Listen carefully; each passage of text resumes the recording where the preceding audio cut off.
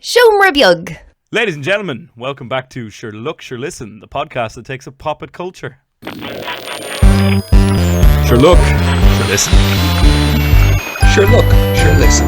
Sure look, sure listen. Sure look, sure listen. Sure look, sure listen.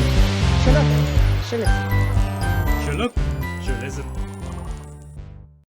Sure look, Ben. It's a bloody busy week, Ben. We've got trailers, Ben, up the wazoo, down the wazoo, all over the wazoo, Ben. Our wazoo is covered in trailers.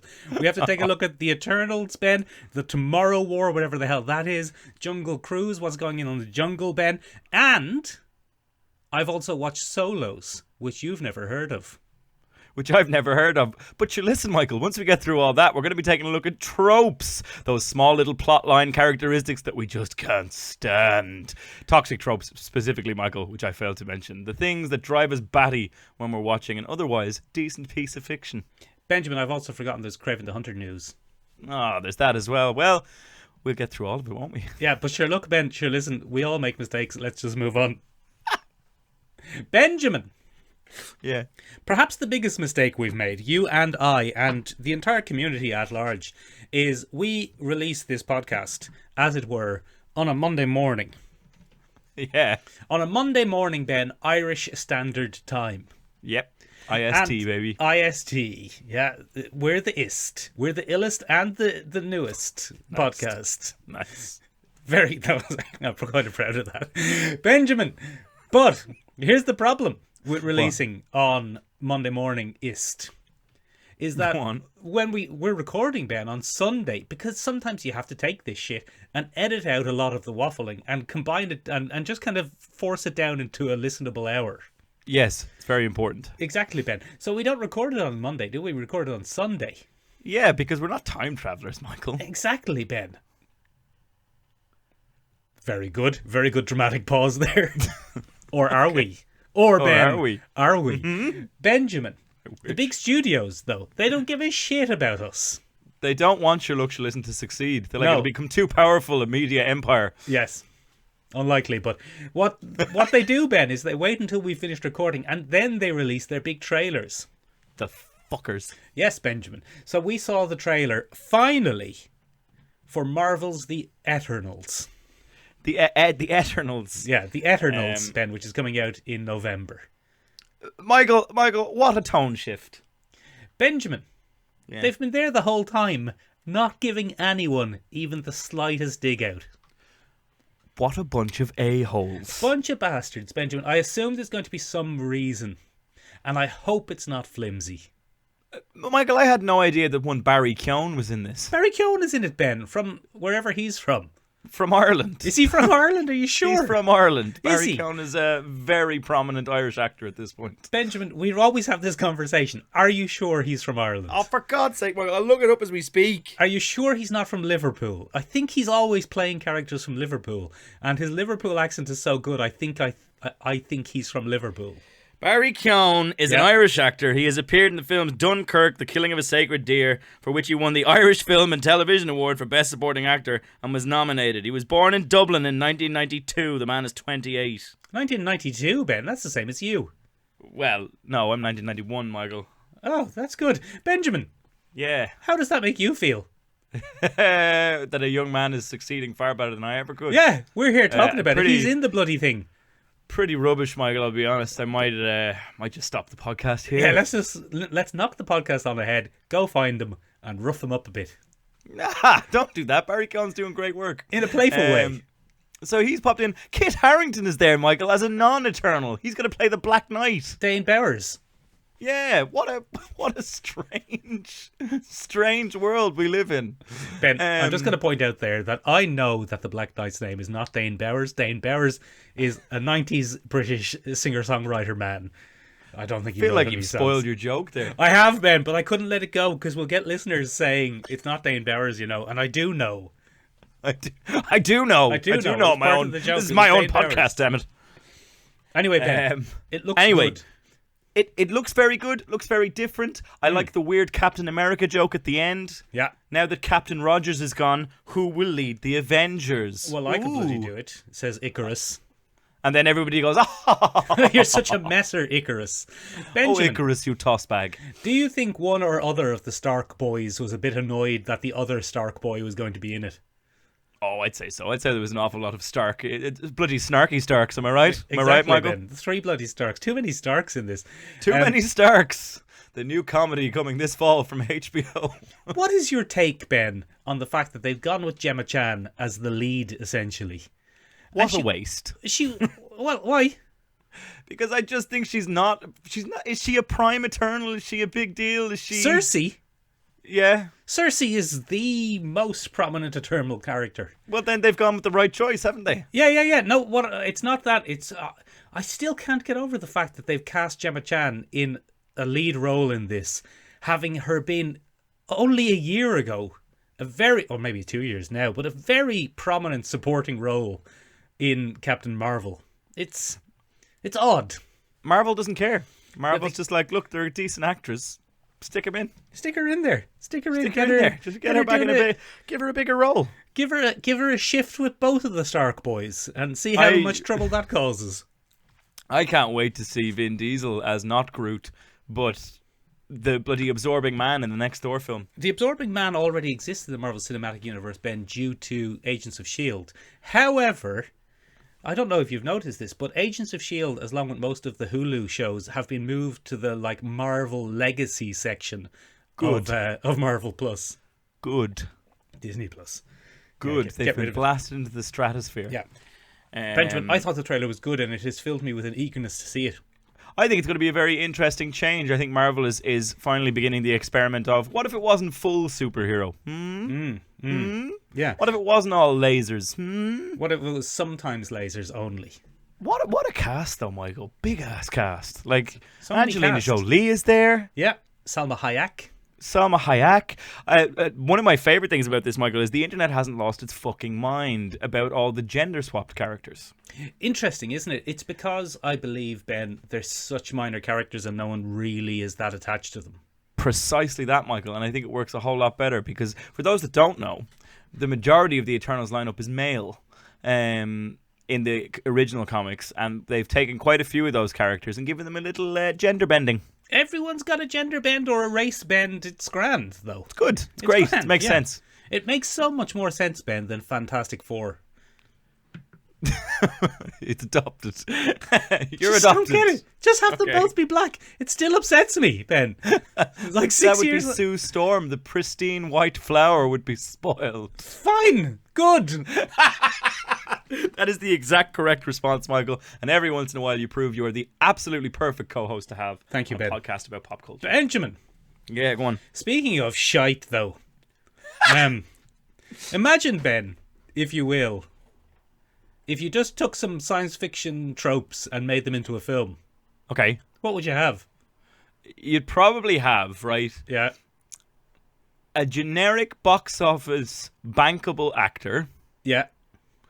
who claims to be a nerd but probably isn't that well versed in sci-fi because you probably wouldn't take on the most generic concept ever.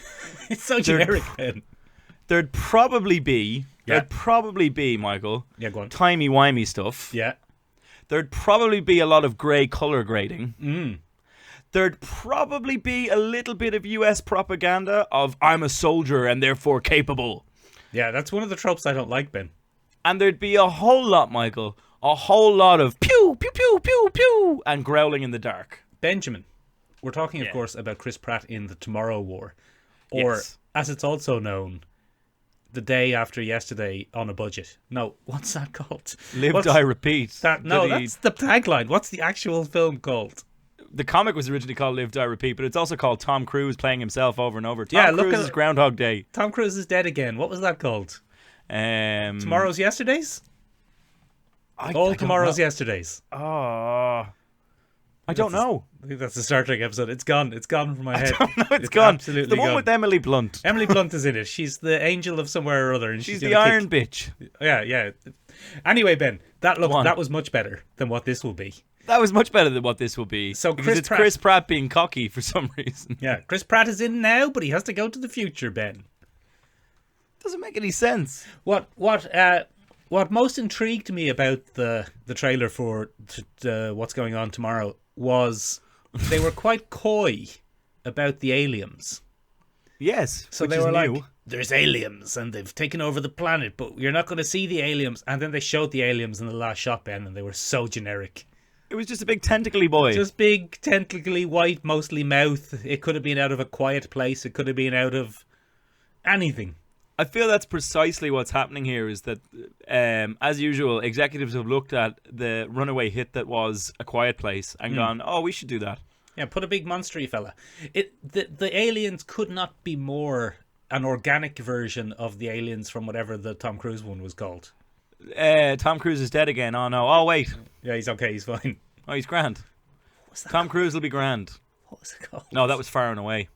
Very good. But yeah, look, Chris Pratt's going to be in a movie called The Tomorrow War. The central conceit of it is, Michael, humanity is on its last legs, and now they have to get recruits from the most unlikely of places. Their past. Or our present. Their As we past. I call mean, our it. present. I mean, Yes. and to do that, Michael, my most interesting choice is apparently these time-traveling recruiters appear in a packed football stadium. That's where they decide to announce their presence to the world. That was, I thought, the most interesting visual in the trailer. About the only one, Michael. The most interesting concept in the trailer. Imagine you're at a football game and soldiers from the future come back and recruit you. That's where it's interesting. Everything else, oh my god, genericity. One of the things that really annoyed me, Michael, is the very gratuitous scene of "How are you so calm?" Yeah, And it's like, well, I've done this once or twice. You were in the military, and I was like, yeah. And I was like, that is a very cheap way to get bloody soldiers in seats. That is a very cheap way. Edge of Tomorrow. Let's get It's called Edge of Tomorrow with Tom Edge Cruise. of Tomorrow. Yeah. Tomorrow's tomorrow. Yeah, look, it's. I know there's a very smug screenwriter somewhere who's patting himself on the back and being like, "Oh, what a great concept." It's a shit concept. It's dull. There's someone there who popped a bottle of champagne prematurely. I think it's very interesting. It's a weird choice for Chris Pratt. Yeah, it's very strange. Like, he's a big actor, and it doesn't seem like a big film. No, seems a bit low, bit medium budget. Yeah. Who plays I his don't know. wife, Ben? It's not Jennifer Yeah. Lawrence. Jennifer Lawrence is not his wife, Michael. No, who's playing his wife in it? Generic white lady number 6. That's racist, Ben. You're a racist. Probably. Benjamin, Yeah. speaking of racism, Go on. have you ever been on a cruise? Oh my god. So Michael, we finally got a trailer for a movie that was announced in 2019, and then Disney went, "Oh, hang on, this pandemic isn't great for profits." Yes. And they took the very wise decision of saying, "We've got a movie with The Rock in it. Let's not waste it." Have you ever seen The Rock? He's enormous. He's enormous. So this is a movie called Jungle Cruise, in which The Rock plays The Rock against character. He plays the villain of the piece, and it's all about Emily Blunt, a boat captain who is sailing down a river in a jungle and sees a giant rock, and the whole movie is the tension of trying to swerve and avoid the rock. That's what it is. Yeah, very good. Benjamin, my brain had misled me into thinking it was Karen Gillan. Is it Emily Blunt? It's Emily Blunt. Okay. One of the two. One of the two. Um, One of the two of those people. Karen Gillan was in another trailer this week, Michael, and we'll talk about that in a second. Yes, we don't forgot have to it put on it the on our running list. Yeah, I did watch it. Though. But we'll take a look at that. So, Michael, Jungle Cruise is, for me, it actually looked reasonably decent. I think it's going to be a switch off your brain blockbuster. Now, hold on a second, Ben.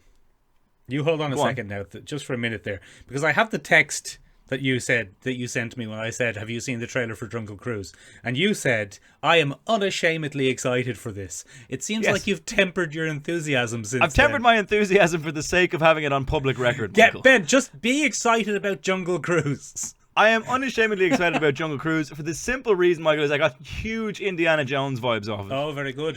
The good Um, ones or the bad ones? The good ones. Oh, good. I think it's like an ancient culture haunting a tomb, stopping people from taking shit they shouldn't be taking. If it does end up as aliens, I'll be fairly pissed off, but I don't think it will, Michael. This is in the proud legacy of Disney theme rides being turned into movies. So in the likes of the Pirates of the Caribbean or the Haunted Mansion, starring one Edward Murphy. And like these Is films, his name Edward Murphy? no, it isn't, but it's quite enjoyable that you think it might be. Or Ben Tomorrowland. Or Tomorrowland, which is another one. Yeah. Now, Michael, only one of those films has Space been Mountain. really successful, Yeah. Pirates of the and Caribbean. that's Pirates of the Caribbean.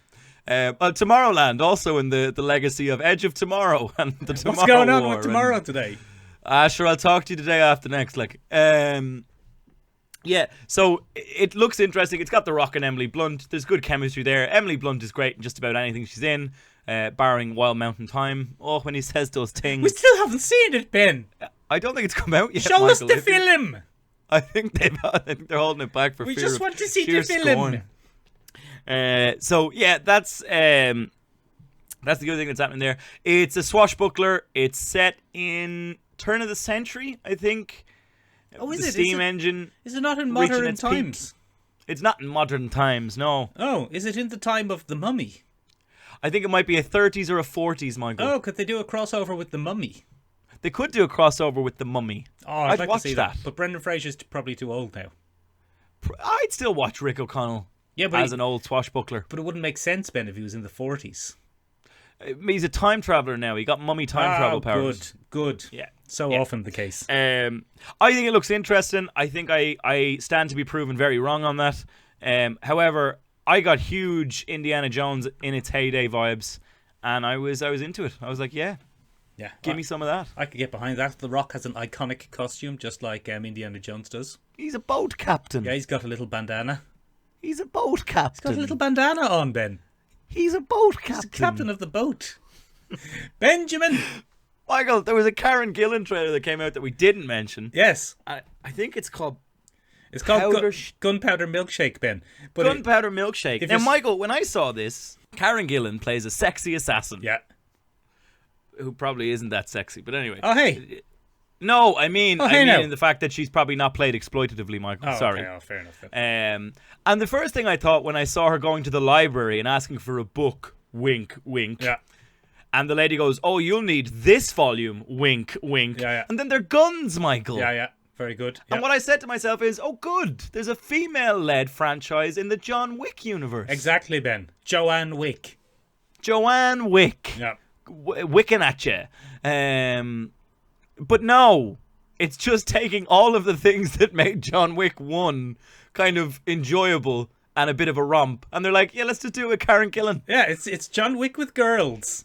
John Wick with the ladies. It's actually bonkers how much it's John Wick. It's just John Wick. It's just John Wick. I literally watched it, Michael, and went, oh, cool. They're Yeah. expanding the John Wick universe out a bit, where everybody's assassins. Everybody's assassins.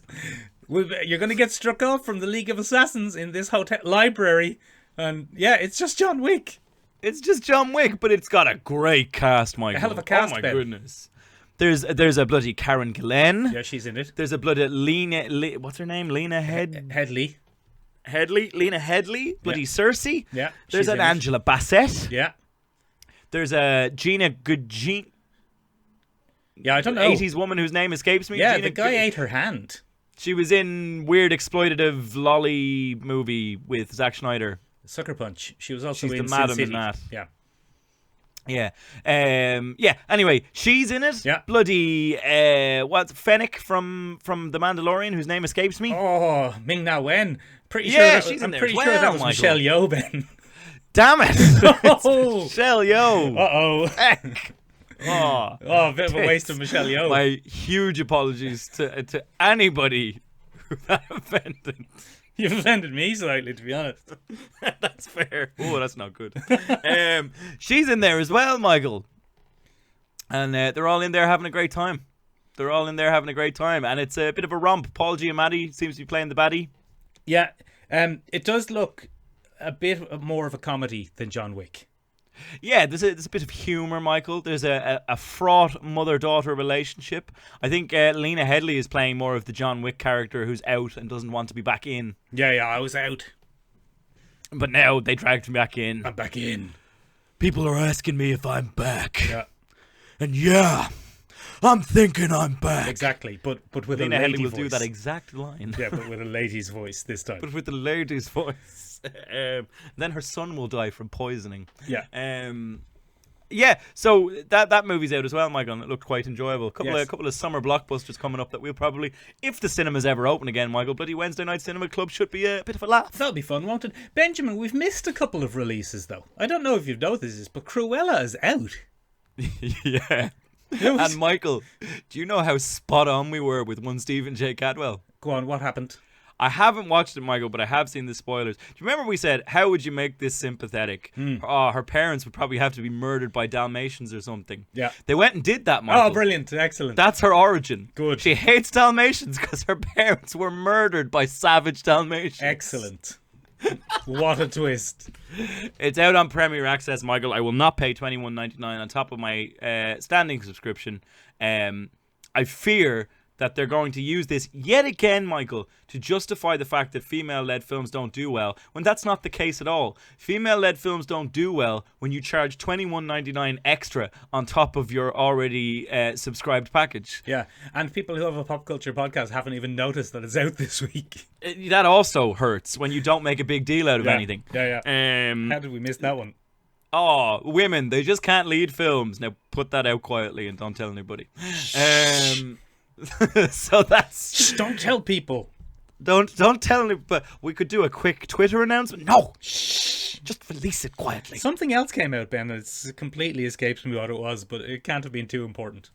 It can't have been too important, Michael. Michael, there's been so much out this week. My God, we're 21 minutes in. Let's keep going there, Michael. What else have we got? Benjamin, who was your favourite Marvel Cinematic Universe character? Oh, do you know what, Michael? This is really obscure, but it's actually a Spider-Man villain. Yeah. Who likes to dress in furs. It's Kraven the Hunter. I love him. You love him, Ben. My favourite MCU character from the Marvel Cinematic Universe was Quicksilver. Oh, he was great as well, wasn't he? Yeah. And, you know, one of the things, the strengths of Quicksilver was that he was played by renowned actor Aaron Taylor-Johnson. Yes, one Aaron Taylor-Johnson. So, do you think there might be a way to bring Quicksilver back to the world of superhero comic books? Yeah, so probably, Michael, you could have a kind of reality-bending, exceptionally popular sleeper hit called WandaVision that just kind of takes over the world. You know, you could probably place it in that universe because Wanda has, you know, obscure powers, and that'd be a good way to bring a link to the original character. Bring Evan Peters for that. That'd be funnier. Oh, that would probably be better, actually, Michael. We should probably pitch that to Marvel at some point. But, Michael, what you could do is you could have him cosplay as Kraven the Hunter for an entire film, and then at the end be like, aha, I'm actually Quicksilver. You didn't see that coming. Benjamin. Yeah. So Aaron Taylor-Johnson has been cast as Kraven the Hunter in Sony's Kraven the Hunter film. Benjamin. They're just pushing ahead with this fucking franchise. They just won't give it up, Ben. My worry about this, Ben, as you know, I love the Marvel Cinematic Universe, Ben. My entire life is based around watching those films. It is roughly, yes. It's my favourite film series of all time. And as a fan with no stake in it, I am very protective of it. Yes. So, you know, I hate the Inhumans. Yeah, because it's just awful. I hate them. I hate that the Inhumans was for a brief time attached to it. And I didn't like Venom, Ben.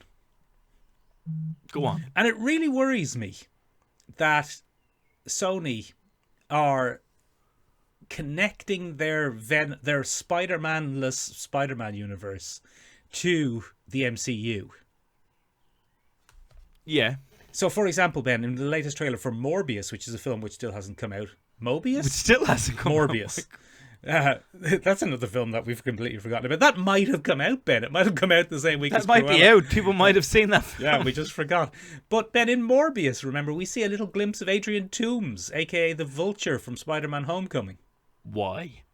Exactly, Why Ben. do we see that, Exactly, Michael? Ben. So, this is what worries me about Sony and Kraven the Hunter and bringing Aaron Taylor-Johnson back as a character, that they're going to fold it into the MCU. But Ben, yes. When I was a child, Ben, I was a big fan of Transformers. Okay. I have many Transformers, Ben. Quite a few. Right? And I had a good friend, his name was Alan. All right, Alan. And yeah, he's a good lad. And Alan also liked Transformers. Do I need to be insecure about this, Alan? Are you No. going to this podcast and do one with him, or? He's a grown man now. He's grown out of all of this stuff. Well, this is the first time hearing of this, Alan. And Alan and I would often play Transformers, Ben. And I would bring my rub it in. Transformers and he would bring his Transformers. And we would set them up, Ben. And we would create little stories with the Autobots on one side and the Decepticons on the other side, Ben.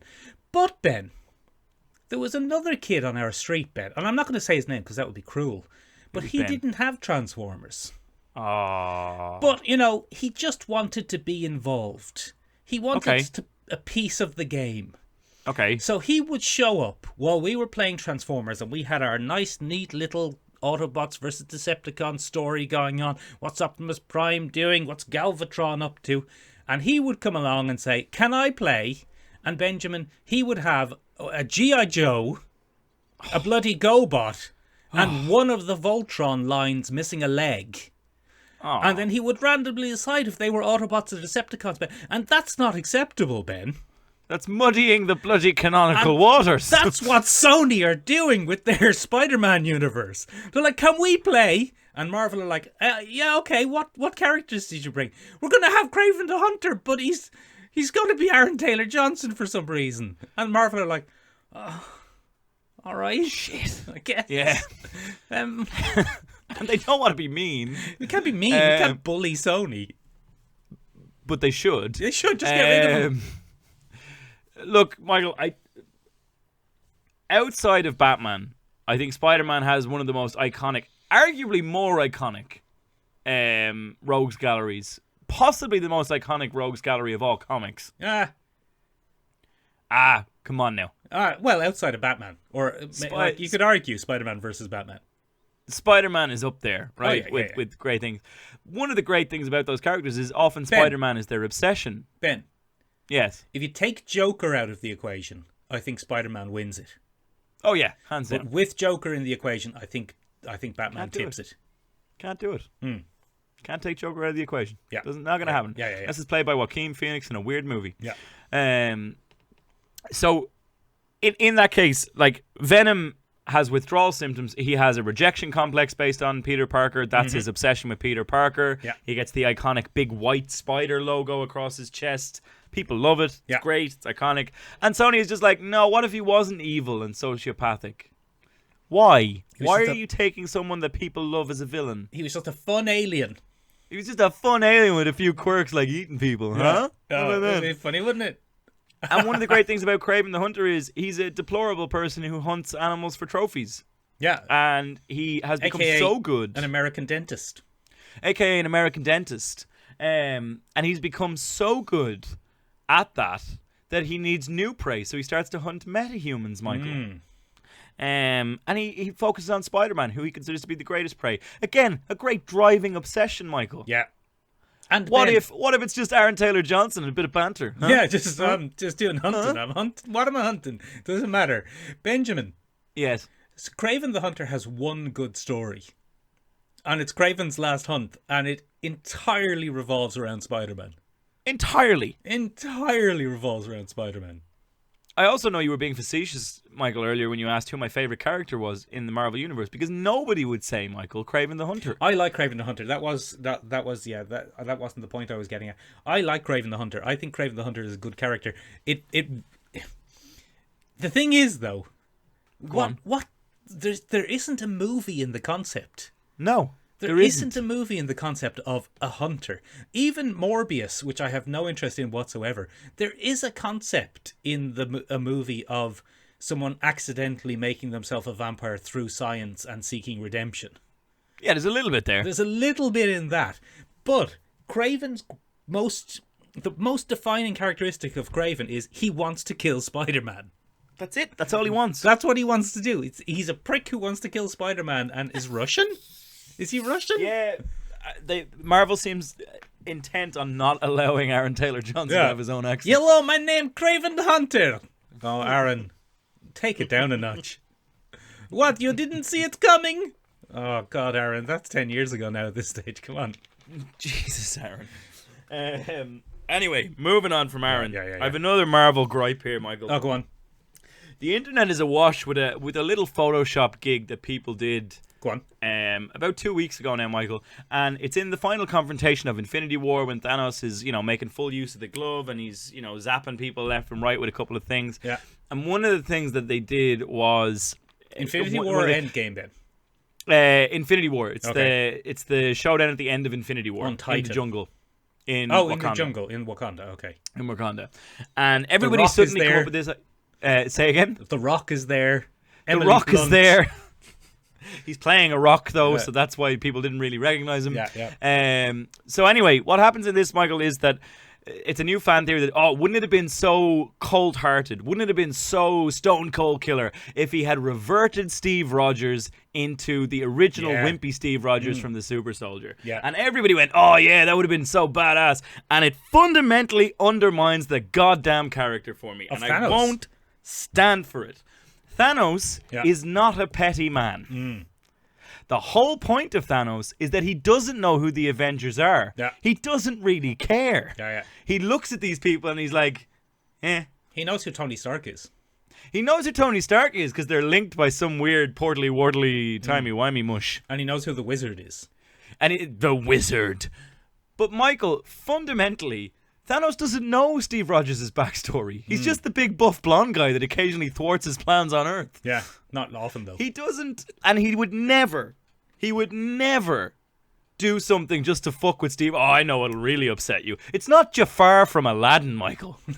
That's the whole fucking point. Prince Ali. Although, having said that, Ben, I think that's giving Thanos a little bit too much credit because, okay, he has a point, and you know he's an environmentalist or whatever, but he is also a petty prick. Like, he's not the best lad. Like, it's kind of like saying, I don't know. No, I'm not going to go there. I was about to say it's kind of like saying Hitler wouldn't have been that bad if it wasn't for the whole genocide and war thing. Oh, fuck off. You know, he's He a would have bad been egg. terrible. He's a bad egg. He's a bad egg. He's just a bad egg. And I know, Thanos but is I a just- bad egg. I feel like it's just a weird thing that people have latched onto, and it's like, he doesn't know he was a super soldier. He wouldn't waste his... He was right at the... He was just leading into his end game. Yeah, but For me, it was just an interesting choice. I just think find he- it interesting the internet gets so psyched up about stuff like that. yeah. I think he was petty though. He did lots of Okay. petty shit, like the whole thing about tricking Gamora into thinking she'd killed him so that he could get the secrets. That was some petty shit, actually. He's kind of petty. He's also manipulative. He's not this grand, honorable villain. Anyway, doesn't matter. Ben, Yeah. did you see Solos? No, you know I didn't. What Yeah. the fuck is Solos? There was Harrison Ford. There was Okay. Alden Aldenreich. There was, Okay. that's a very bad joke about the people who played Han Solo. Ben, have you ever seen the television show Black Mirror? Yes. Would you like, if you were Jeff Bezos and the Amazon Corporation, to have a similarly popular and successful and money-making program? I mean, yeah, probably. Oh, well, Ben, what would you do to single your program out from Black Mirror while still just being Black Mirror? I'll tell you what you do, ethnically Ben. diverse in my hiring. I'll tell you what. No, Black Mirror is pretty ethnically diverse, isn't it? Is it? Isn't it? I think so. Oh, well, we'll check it after. Go I on. think it is. I think Go Black on. Mirror is unusually ethnically diverse. Isn't the first one about white politician men's and the second one is about a black English guy? Oh, yeah, you're right. Okay, never yeah, mind. I That think- was. Sorry, I was looking for problems that weren't there, ladies and Yeah, I gentlemen. think Black Mirror is pretty diverse. What you would do, Ben, is you Go would on. hire A-list actors Okay. and get them to do every single episode as a single-hander. Oh, so they're all one-offs. They're all they're all one-off kind of technology gone mad stories. But they're Solos, if you will. solos, but Ben, they also only star one person. Oh. Exactly, Ben. So in episode Oh. 1, Ben, for example, some slight little dusting of spoilers for No. Solos, Ben, but very light dusting to start with. Episode 1 is called Leah. Is it a Star Wars universe? No, it's called not Leia, Leah, Leah. I mean, potato, And it potato. stars But anyway. your favourite actress and mine, the universe's greatest crier, Anne Hathaway. Oh, yeah, she loves a cry. She's great at crying. And Big eyes. she's trying to do time travel. God, Yeah. for her. And it's a 22-minute episode with only Anne Hathaway in it. That's an interesting choice. About her character called Anne Hathaway, Leah, trying to do time travel. And then episode Princess 2... Leia time travels. Okay. Yeah, exactly, yeah. She could go back and save Alderaan. Little Star Yeah, she Wars joke could. for you there. Probably not, though. No use. Then, Ben, episode 2 is called Tom. Okay. And it has your After favorite. Tom Skywalker, Anakin's It's long nothing lost to brother. do with Star Wars. Okay. It has your favorite actor and mine. I've forgotten his name. Sam Wilson. What's Sam Wilson's name? It's oh no! You switched off This is my a bad brain. day. This is a bad This day. is for remembering- racist. This is a bad day for remembering the names of things. Oh, Anthony Mackie. Anthony Mackie. It has Anthony Mackie, Ben, and Anthony Mackie's meeting himself for some reason. Okay. And it's a 22-minute episode with only Anthony Mackie in it, and it's a little bit boring, to be honest with you. So is he playing Star Wars only black man? No. Lando Calrissian. There's no... It's not about Star Wars or racism, Ben. It's Okay. neither of those things. But it's Okay. it's an incredible cast. Sounds incredible. It's an incredible cast. So episode 1, Ben, I'm just going to read out the names Go of... on. Episode 1 is Anne Hathaway. Episode 2 is Anthony Mackie. Jesus. Just 22 episodes of 22 minutes of Anthony Mackie. 22 episodes of Anthony Mackie. Pure unadulterated Anthony Mackie. Episode 3 is... Oh, I've seen the trailer for this now, Michael. They're all linked by a single element, and it's throughout time. Episode 3 is 22 minutes of pure Helen Mirren. Yeah. Episode 4 is 22 minutes of pure Uzo Aduba. A classic. The only one I've never heard of, to be honest. The next one is Constance Wu, Ben. Your favourite actress and mine, Constance Wu. Oh, yeah, Constance Wu. yeah. Woohoo. Yeah. Nicole Baharia, who I've also never heard of. And Dan Stevens in the final Oh, episode. Dan. Good old Danny Stevens. Dan, the acting man. Straight He's from great. the Eurovision. You're the lad from the Russian lad from the Eurovision. And I tell you what, Ben, it's an up and down experience. Oh no! You Yeah. had me all psyched up Yeah, there, yeah, Michael. it's an up and down experience because I honestly, Ben, the Anne Hathaway one Yeah. was pretty good. Okay. And, you know, Anne Hathaway is good in it, and it's an interesting concept. It's a time travel episode, Ben, and of course, therefore, it makes no sense whatsoever. I hate time travel episodes. Time travel ruins everything. Ruins everything. Get rid of it. Hate it. Hate it as Yeah. a storytelling concept. But episode 2 is about Tom, which Anthony Mackie, and he... Okay, here are the spoilers, Ben. The spoilers are coming. Go on. He lives in the future, Ben, where when you're young and you're dying, you can buy a relatively inexpensive robot who will take your place after you die. Oh, You know, and keep your job going and keep your family happy and... why? yeah, well, I mean, because you have a bit of human empathy and you want people to... Because you think you're that important. I guess. That's a very egotistical thought, isn't it? Yeah. So, yeah, that's what episode 2 is. But to be honest, I kind of drifted off because it was Anthony Mackie talking to himself for too long about That's his tough. life, and you know, there's a lot of pressure on the actors to do it. Yeah, it sounds a bit art housey to me, Michael. Yeah. And then, well, very high production values. Amazon. Amazon. Exactly. baby. And then it all kind of ties together somewhat with nods and winks and twinkles in the end. Oh. Doing a little wink for you there, Michael. Exactly, Ben. And Ben, it's narrated by your favourite actor and mine, Dan Stevens. Morgan Freeman. Kraven the Hunter. Morgan Freeman. Kraven the Hunter. It's not Kraven the Hunter. He's not in it. Tom Hardy doing his Venom voice. Kraven the Hunter isn't in it, but you know, now that you mention it, I think Sam Taylor Johnson is in it. Like was involved in it somehow. I remember seeing the name in the credits. Why did I see? She's an executive producer. There you go. That's hilarious. Hey, 7 degrees of Kraven the Hunter. Exactly. Listen. We just exist in that space. Michael, we haven't gotten to the main theme of the week. Sure, listen. Let's move on. Listen, we better get on with it. Michael, you and I are, well, it's probably just me, Michael. I indulge myself in frequent chat about tropes, and you just allow I make that to this happen face. on this podcast. And you're like, more fucking tropes. Tropes, is it? Yeah, and you've probably had enough, Michael. But we're talking about it again. Now, you and I, Michael, we love a trope. I love a trope, Ben. They're But the more foundation importantly, I of think we love to storytelling. hate certain tropes. Say that again, because I spoke over you. It's okay. What did you say? I said that they're a foundation of storytelling. They're the foundation of storytelling. But Michael, more than that, you and I enjoy having a look at a trope and going, do you know what, that's a fucking shit trope. That's a shit trope. Stop overusing it. Now, Ben, I don't think you can I don't think there's such a thing as a shit trope. Okay, go on. I think any trope becomes a trope due to overuse, and therefore trope has an inherently slightly negative meaning, Okay. which, if they weren't overused, would be known as a neat little twist. A neat little twist. Yeah. I think that's fair, Michael. I think that's very fair. We've covered it kind of extensively here on the podcast. There are a few that we come back to again and again, Michael. The fridging of women, Oh, no good.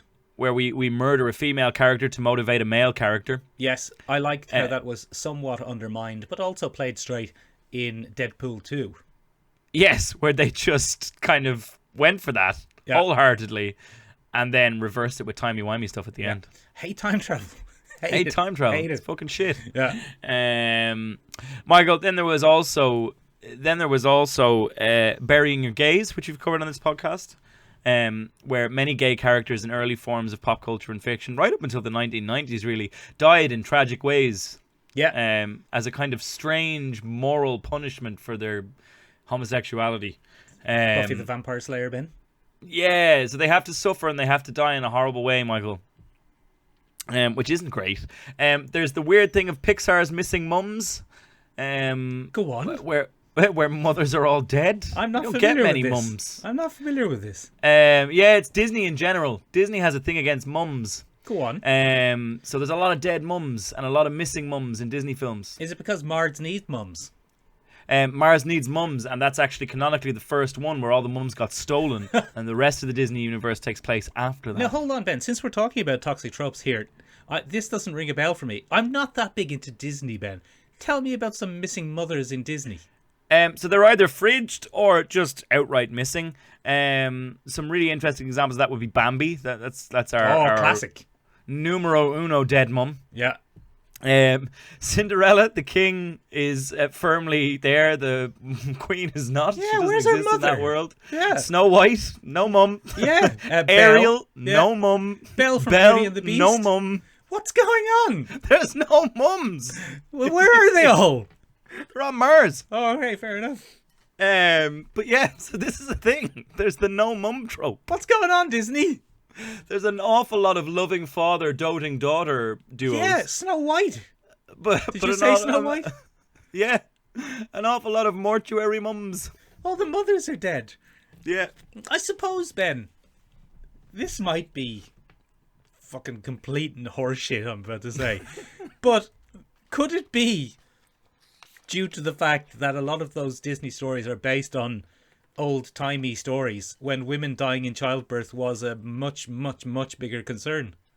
I mean, yeah, that's entirely possible. I don't know if slightly older women are harder to draw. I don't know. We can't make this mum sexy enough. That's fine. Write her out. Jesus Christ. That's hilarious. But yeah, so there's the missing mum trope. And I think you quite enjoy that, Michael. I think you have quite enjoyed that so far. Yeah, and so it got me thinking, there's a lot of modern tropes, Michael. Those are kind of old hat at this point, and they're well-established tropes, and they're quite villainized at this point. We don't like it. We're working towards a less fridged society. Good. Are we, though? It's still going on all the bloody time. Well, I mean, most recently, Michael, from the creators of the Castlevania series on Netflix, there's The Blood of Zeus, and there are only 5 female characters in that, and they all die horribly. Oh, good. Well, Greek myths, Ben.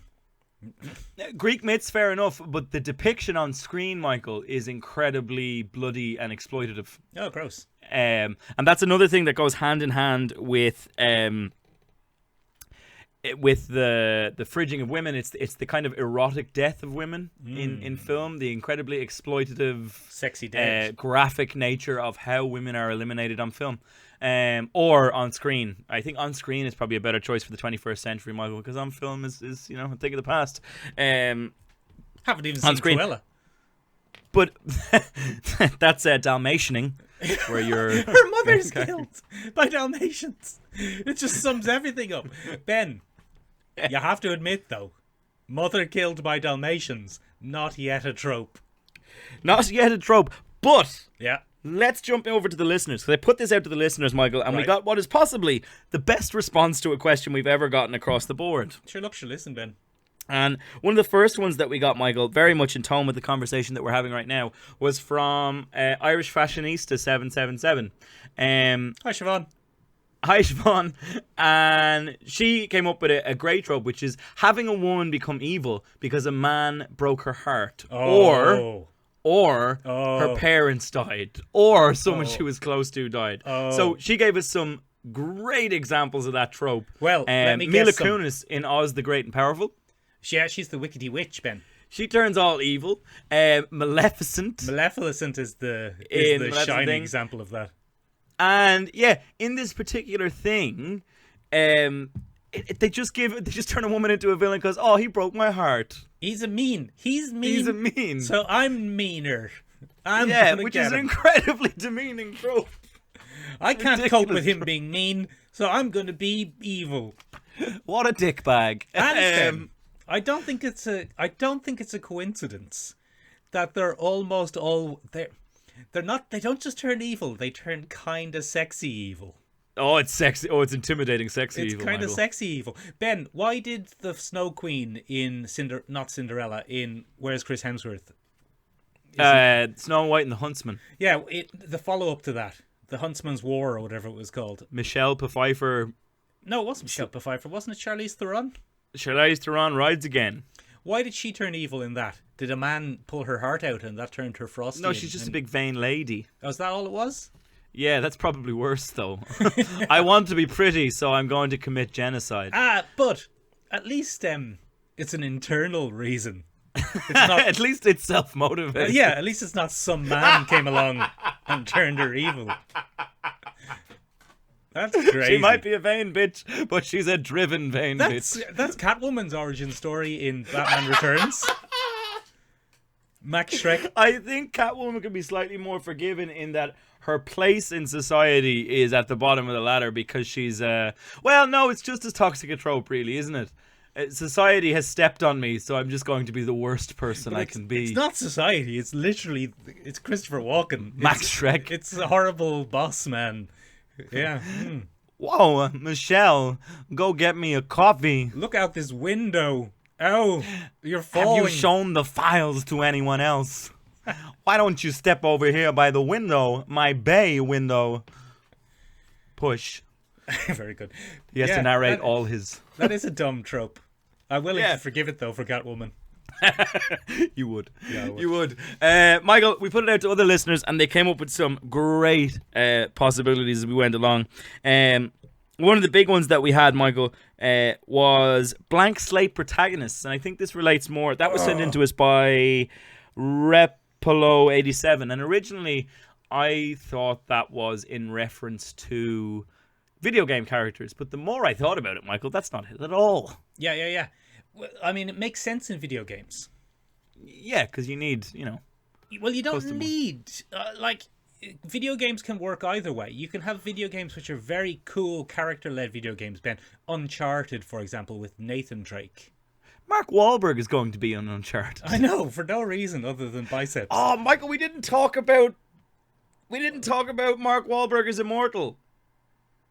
What? Starring Chichuel Efubor and Mark Wahlberg. Mark. I'll tell you about it after the podcast, Michael. We have missed a golden opportunity. We also forgot, Ben, to talk about Henry Cavill as the new Highlander. Oh, what? Yeah, Henry Cavill has been cast into the Highlander reboot. What perfect casting. I know, it's great. Oh. It's fantastic. I Okay, hope he anyway, plays- no, hang on. We can't lose. We're in the main topic now. What are we talking about? Blank slate protagonists. But yes, so it makes... You can have some video games where you have a character-led main character. So you have your Nathan Drake in Thingy. You have Lara Croft going around going, I'm a sexy English lady and I'm cool and confident. Now I'm a teen and I'm in a tricky situation. So you can have your thing like that. You can have your blank slate protagonist, Ben. Your classics like Commander Shepard. Mass Effect. From Mass Effect, where you can essentially make Commander Shepard whatever you want him or her to be. You can have your Gordon Ryans. No, that's not his name, is it? It's Gordon from Half-Life. Gordon from Half-Life. He's mute. Yeah, Gordon from Half-Life. He's completely mute, and you project onto him. Yeah, but a tendency did develop to do that in film. The real criminally obvious one. And the Go on. worst one of all time, and we've talked about it before on this podcast, and it is a dumbass way to make a movie, is Jake Sully from Avatar. Yeah. And Ben, I could see on your face there going, who? I was like, Which is exactly the point. I actually did. I had a little panic and I was like, oh God, I have no idea who Jake Sully is. Yeah, Jake Sully from Avatar. It's just... He's literally a blank slate. He's They put him into a blank thing. They put him into a blank thing and say, you're a blank slate, Jake Sully. Go out and learn about the world. But it's a movie. It's not a video game. That would have been a great concept for a video game. Yeah, it would have actually. Getting in your suit, Yeah. rolling around the mercenary ship on your wheelchair, Yeah, obstacle courses. Hopping in a Exactly. wheelchair. That'd be good. I'd watch Exactly. that. But yeah, so that was sent in by Ropolo87. We got a great one from James Davey, who said the fun, fleshed out sidekick who is then murdered to motivate the unwilling hero. Now, Michael, I have taken the liberty of christening this one Collateral Friendship. Very clever. And you, Michael, I struggle to think of one off the top of my head, but you, Michael, you whip-smart, razor-edged son of a gun, you Gordon just said Freeman. Constantine. Gordon Freeman is his name. Gordon Freeman. Yeah. Freeman is just the laziest. That's almost as bad as Commander Shepard. But that's the thing, Ben. It's not, because that's the point of him. Yeah, they're He's big blank supposed- boys. Exactly. He's Gordon Freeman. He's whatever you want him to be. He's a free man. You can do whatever you want with him. Benjamin, Constantine had Shia LaBeouf. Yes. And he was wiped off the map pretty early so that Constantine would be like, God damn it. La, la, la, la, la. Yeah, he was he was Constantine's taxi driving mate. Who's immortal in the comics, but not in the bloody film, Ben. in the bloody film. He gets off pretty damn quickly. I did put that up, Michael, and Nine Wassies got in touch with us very quickly and said, yeah, but it was Shia LaBeouf, so nobody cared. Yeah. That was pre everybody hating Shia LaBeouf, though. That was It was pre... Shia LaBeouf in your movie wasn't a death sentence. didn't end your career. No. So it's a really good one. Like, we see that all over the place, Michael. Death of the Family with Batman and Jason Todd is a good example. He wasn't a beloved character, but they did put a lot of effort into giving them their emotional break moment where they finally bonded, and then in the next scene it's just like, oh, okay, right, well, that's fucked up. There was a very good example of it recently, Ben, in what was that show called where everyone was worried about the goo in space? The Expanse. The Expanse. Do you remember, Ben? Have you seen The Expanse? Yes, I have seen The Expanse. Cast your mind back to season 1, Ben, Go on. when the Punisher was on Sirius Station and he was one of the cops. Oh, yes. And he got teamed with a new, young, innocent cop. Yes. And then that new, young, innocent cop had one of the most upsetting and gross death scenes of all time, He did. where they pinned him up to the wall with rebars. Yes, as punishment for being a non-Beltalowda. Yeah, exactly. And they put they hung him, but they crucified him essentially and then killed him.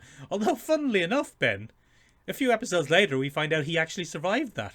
Yeah, and then he's never seen again. And then he's never seen again, because it couldn't have been a more obvious trope of this guy is here to motivate the main character. Yep. Here's this guy. He's having a relationship with the prostitute with the heart of gold. Yeah. Oh, do you remember the prostitute with the heart of gold she's teaching him to teaching speak him the how- Beltalowda language? She's teaching him how to speak out like a Beltalowda. And he's, and he's trying to learn, and he's trying to do good by everyone, and he just seems like an all-around nice guy. And then he gets impaled on spikes. But then he gets better and becomes irrelevant. And we never see him again. We never see him again. So they may as well just have said he died. Like, Yeah. it did. The worst part of that, Michael, is he was such a central viewpoint at the beginning of the show, and you're just like, what? Yeah. Yeah, it's insane. So that's a great one there from James Davey. We then got some other examples there, Michael. The OG Glop got in touch with us. Rachel, The original glamorous lady of podcasting, Rachel. And she said, no time to explain. Hurry up, we have to do this. And then suddenly there's a really long transitional scene where they're not doing anything for a bit. And yeah, that's very vexing. Yeah, it is very, very, very vexing. Especially in scenarios where there's plenty of time to explain. There's loads of time. They could have done it on the taxi ride over. Yeah. They could have done it in the car on the way over. Yeah. They could have done it on the brisk walk that they're both taking. Yeah, Because what upsets me about that trope, Ben, is it only makes sense in the world of movies and in the world of edited fiction. Cutscenes. Exactly. So it's like, follow me, there's no time to explain. And then they cut out the 20-minute drive it would take to get to the museum. And then they go into the museum and everything's smashed. And they're like, oh my God, everything is smashed in the museum. That's a phone call. Yeah. Ben, that's a phone call. That's the phone call I get every day. Someone has smashed something in the museum. Can you come and have a look? I'm like, it's Saturday. Don't ask me about the museum on Saturday. I don't work in a museum, Ben. It's for I effect. did tell you that curator night course was a waste of time and you were letting yourself in for a world of stress. Complete waste of time. I could create the best exhibit you've ever seen, Ben. But there's no museums. Ben. There's no muses. They don't exist. There's Museums none. are a hoax. They've gone the way of cinemas and the film Cruella. Ben. Yeah. Having said that, though, as we said at the beginning, every trope at one point was a really cool thing that made sense. It holds a grain of greatness. There is, at the heart of every trope, even being savaged by ravenous Dalmatians, there is an original time that it happened. Hang on, I don't know if there's anything to that one. There was an original time that it happened, and it was cool enough that other people imitated it. And sometimes there's no time to explain can be thrilling, Ben. Need I remind you, Ben, of 19 whatever it was, is Terminator, Yes. where Kyle Reese opens the truck door and says, "Come with me if you want to live." Brilliant. A classic. Absolutely brilliant. But also, you know, maybe not the birth of the trope, maybe it did happen before then, but in that moment, in that scene, incredible use of "there's no time to explain." What drama? What tension? What drama, what tension, what excitement. Like, What who's this stakes? guy? What's going on? Is he going to save her? I thought he was the baddie. What's going on? This is How could you turn down such an offer? I guess I do want to live. I do Into the want to car live. I'll go. To the point, Ben, that they say it in every Terminator film, even when it doesn't make sense. To the law of diminishing returns. Exactly. Yeah, so it's just not as good. But yeah, that's a pretty good one. Dr. Stephen J. Cadwell got in touch with us as well. Oh, he's a good egg. And he said, the old wise black woman or old wise black man. Yeah. And yeah, the most heinous example of that I can think of off the top of my head, Michael, is the Green Mile. The mystical. He's not an old black man, but is it Michael Richards? No, that's he's the guy from Frasier, not Frasier. No, who? Seinfeld. Who's the big guy in? This is a bad day for remembering people's names. Yeah. Anyway, you look that up, but I'll explain. So he's the big mystical black man, and he combines a couple of different tropes. He combines the mystic simpleton, the magic simpleton, and the mystic old black person, or mystic person of color. You could really expand that trope to include Asian people as well, and stuff like that. Michael Clark Duncan. Michael Clark Duncan. Nowhere near what I said, but anyway, Michael Clark Duncan plays the big, mentally slow, mystical black man. Yeah, I mean, this is an interesting one, because where do you draw the limits on this trope? Because okay, the what we've been provided with there, Ben, is the mystical, wise, black, old, and he's not old. No, he's not. But he, as I said, Michael, he is a magic simpleton, which is a trope in itself. Yeah, but is it another trope? Does that count? Does that count more than The Matrix, Ben?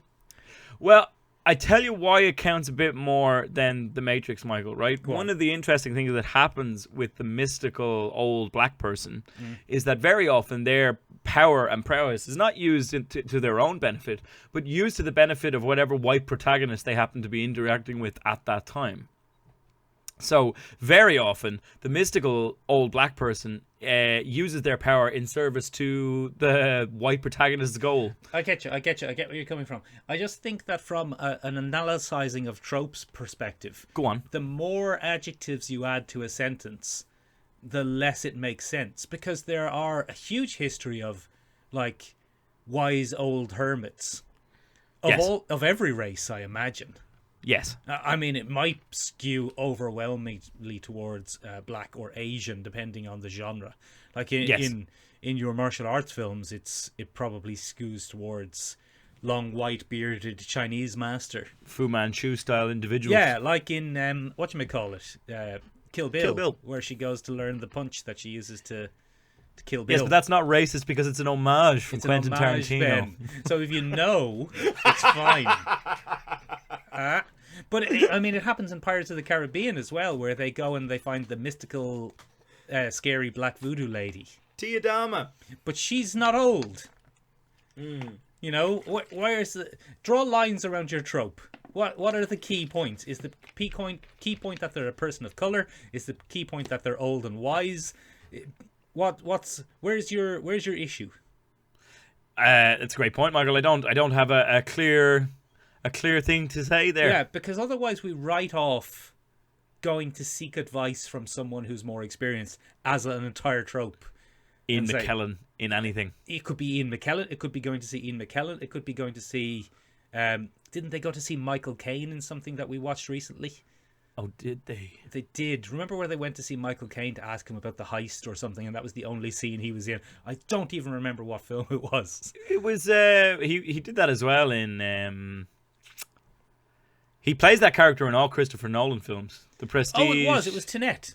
So he plays that character in all Christopher Nolan films because he plays that character in Inception, he plays that character in The Prestige, and he plays that character in Tenet. Yeah, so he's not mystical, but he is a wise old white guy. A wise old white guy. He sounds like he's Smug, in the mob. wise old white man. Ridley old white man. Anyway, Michael, Yes. that's a whole bunch of tropes, but we've run out of time, so we might have to come back to this one at some point. No more tropes. Yeah, I wanted to have a chat about the strong black woman trope that's coming under heavy fire of late, which is a fascinating trope that has real world implications, Michael. Just do it then. We have 10 minutes. Come on. We've got 10 minutes. we All can right, go that's over fair it, enough. fine. So, Michael, the strong black woman trope Right. is easily defined by a lot of films. For example, The Color Purple, whereupon a black woman suffers hardship beyond belief. Right. Okay, that could be in the form of sexual assault. It could be in the form of racial oppression. It could be in the form of general misogyny. Yeah. But somewhere deep down, the black woman draws on like a deep reserve of power Right. and dignity, Yeah. and they never cry, and they never give in, and they hold their head high, and they always find a reserve of power somewhere. Right. And somehow hold their optimism. Now, on the surface of that character, it could be seen as positive portrayal of black women, as having a lot of dignity and things like that. But Yeah.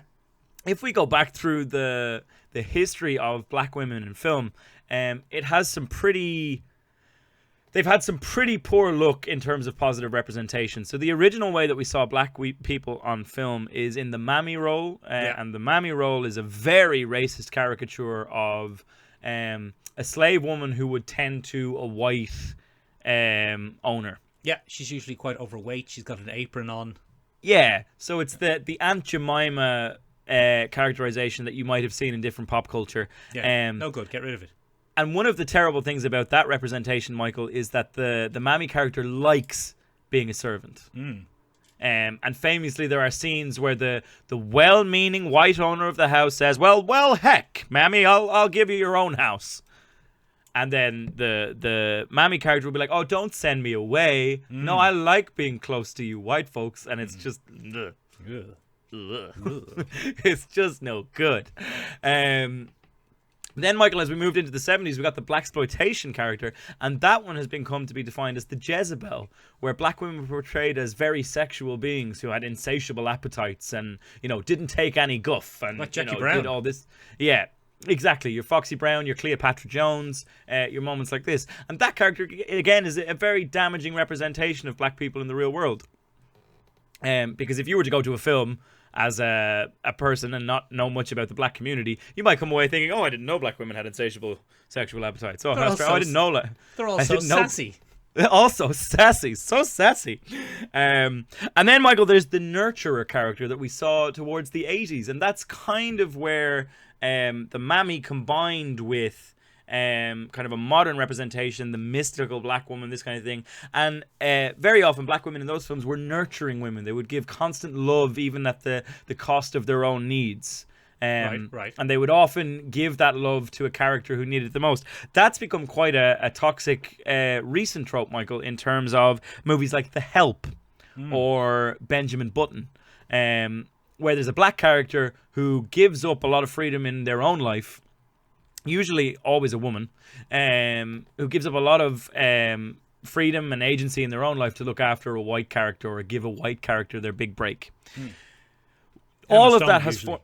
Say again? Emma Stone usually, and Emma Stone or a Brad Pitt. Now, Michael, in general, all of these things have combined to form an overarching trope of the strong black woman. The black woman who doesn't take any guff, who has no time for BS, who always makes right, who always has time to look after their family, who always has time to hold their head up high, who can take every hardship that life has to throw at them. And Michael, there has been a huge backlash of late to that characterization. Go on.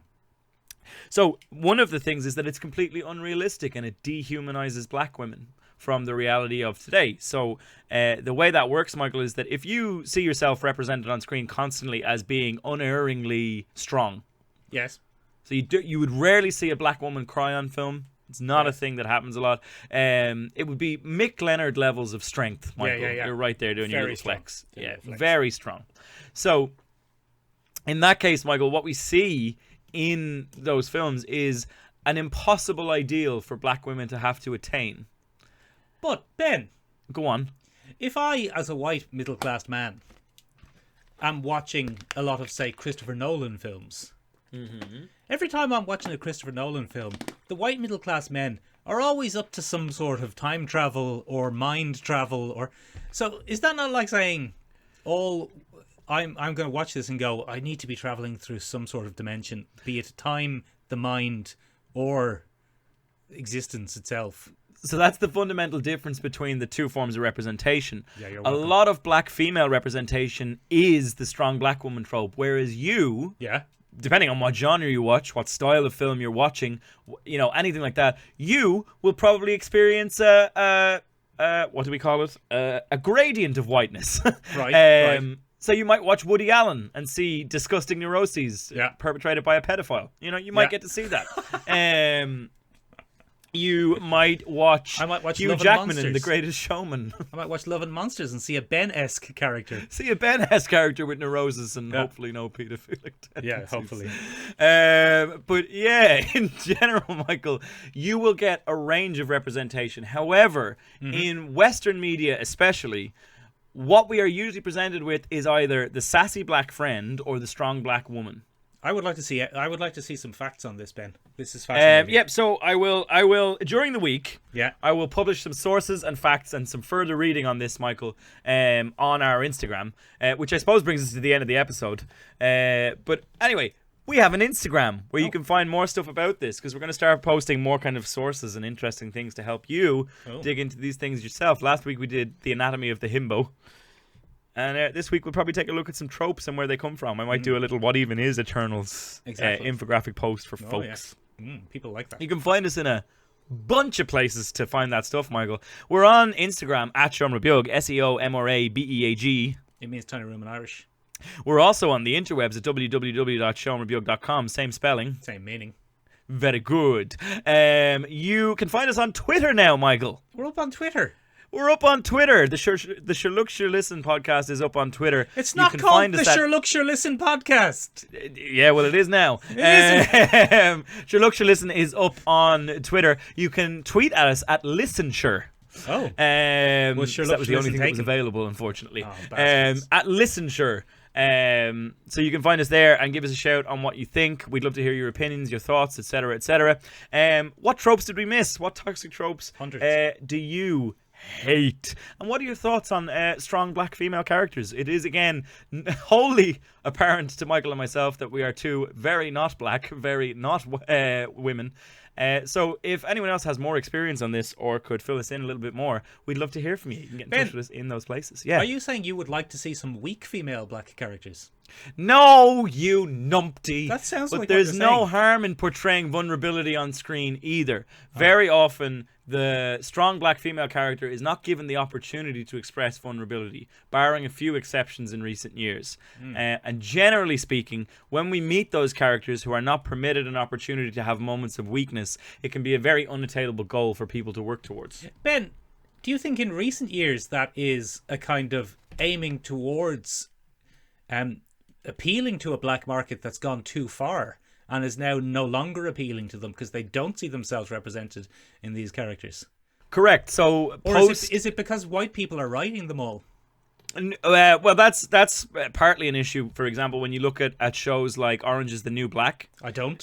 Which was lauded for its female writing room, of which there were no people of color. Oh, really? Get out of and here. yet a huge amount of for season 1 and season 2, no people of color in the writers' room. A lot of women, no people of color. Interesting. And that's very unusual for a show that is that has a larger than average person of color cast in a female prison. So that is pretty interesting. But Michael, initially so like all tropes, Michael, like you said at the beginning of this podcast, when something is overused, Yeah. it becomes a trope. Yeah, gross.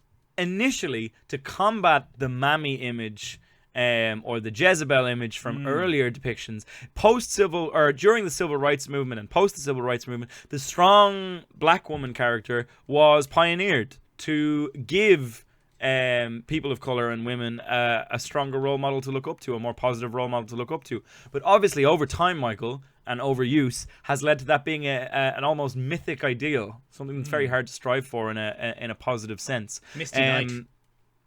Yeah, your Misty Knights. I don't know if you saw Black Klansman, Michael. I did. I can't remember that character's name, which is really bad of me. Anyway, Ben, we should probably wrap it up. We've unwrapped up. Yeah, sorry, I've unwrapped up my wrap-up. So, ladies and gentlemen, get in touch with us at the Shomer Bjorg places. You can find us on Instagram at ListenSure. Next week, we will be taking a look at all things Loki, because Loki will be out on Wednesday, June 9th. And hopefully we'll all enjoy that show when it comes out. That's it from us this week. Sure look, sure listen, bye-bye. Sure, look, Ben, I'll see you next week.